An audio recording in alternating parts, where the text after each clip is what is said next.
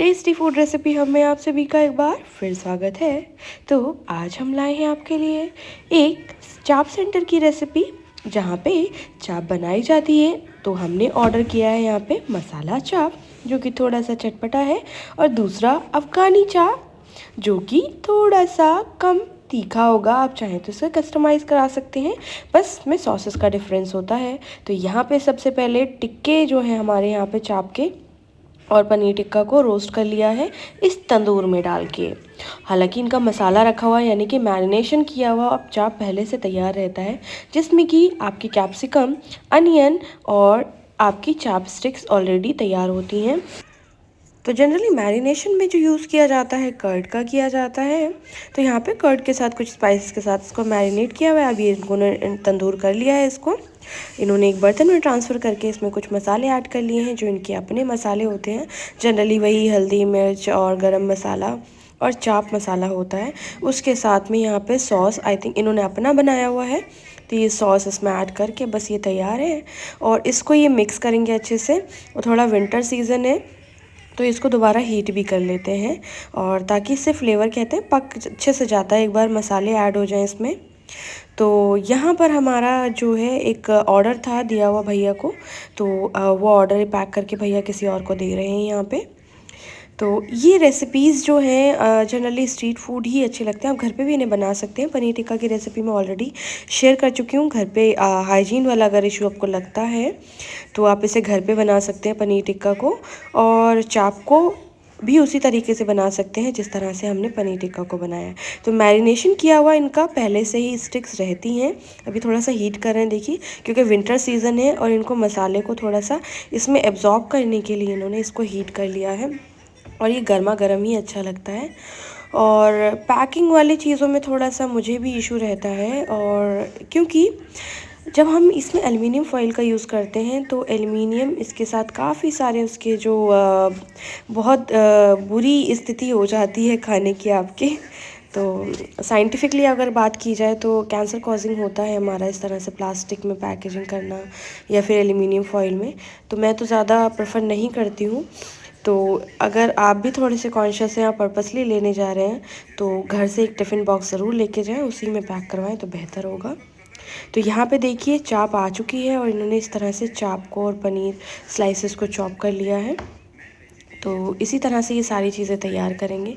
इनका मैरिनेशन जो है पहले से तैयार होता है, बस ये इसको गरम कर लेते हैं और इसके बाद में ये तंदूर में डालकर इसको दोबारा से मसाले डालकर पका लेते हैं। तो इस तरह से चाप तो तैयार है। अब इसको दोबारा से ट्रांसफ़र कर रहे हैं यहाँ पे उसी बोल में। ये एक ही बोल बार बार यूज़ कर रहे हैं, तो क्योंकि इतना सारा इनके पास रश रहता है, इतना समय भी नहीं है इनके पास कि ये इसको एलेबरेट कर पाएँ। तो यहाँ पर हम ट्राई कर रहे हैं आपको कि अपनी डेली रेसिपीज़ के साथ में आपको हम कुछ स्ट्रीट फूड भी दिखाएं। तो आज हमने आपको स्ट्रीट फूड दिखाया है। अगर आप रामपुर से हैं तो राधा रोड पे हमारे सिंह चाप सेंटर है, यहाँ पे आप ज़रूर विज़िट कर सकते हैं। वहाँ पे सिटिंग अरेंजमेंट भी है, आप चाहें तो घर पे ऑर्डर करके भी ला सकते हैं। तो यहाँ पे इन्होंने ग्रीन चटनी, जो कि आपके दही के साथ बनी हुई होती है, उसके साथ में कुछ मसाले ऐड करे हैं और इसको अच्छे से एक मिक्स दे दिया है। इसमें कुछ और मसाले आप चाहें तो बढ़वा सकते हैं। बस ये तैयार है।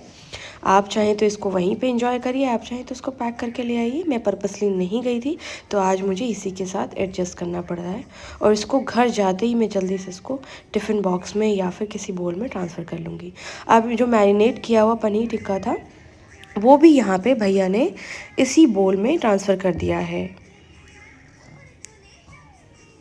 इसके साथ में वेजिटेबल्स कैप्सिकम और अनियन ही रखते हैं। आप चाहें तो घर पे बना रहे हैं तो ध्यान रखें और वेजिटेबल्स ऐड कर सकते हैं। जनरली ये स्ट्रीट फूड है तो आपको तो इसी के अकॉर्डिंग ही एडजस्ट करना है, बस अपने मसाले आप अपने अकॉर्डिंग एडजस्ट करा सकते हैं। तो यहाँ पे ये मिर्ची भैया मुझसे पूछ रहे हैं कि मिर्ची कितनी डालनी है। तो मिर्ची ज़्यादा तीखी नहीं खाई जाती है।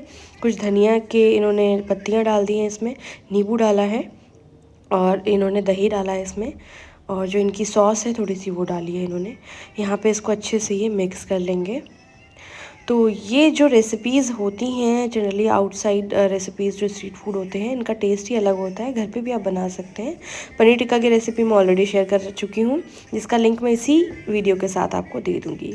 तो हम ट्राई कर रहे हैं आपको लोकल फूड दिखाने का, तो इसीलिए आप सब्सक्राइब कर लीजिए चैनल को, ताकि डेली आपके पास हेल्दी रेसिपीज़, अमेजिंग रेसिपीज़ आती रहें।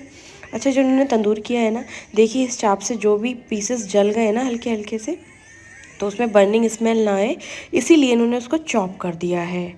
तो अब इन्होंने इस चाप को भी इसमें ट्रांसफ़र कर दिया है। पहले हमारी मसाला चाप थी, अब ये अफ़गानी चाप बना रहे हैं। एक्चुअली हमने दो साइज़ में बनवाई थी, एक हाफ़ बनवाई थी, एक फुल प्लेट बनवाई थी।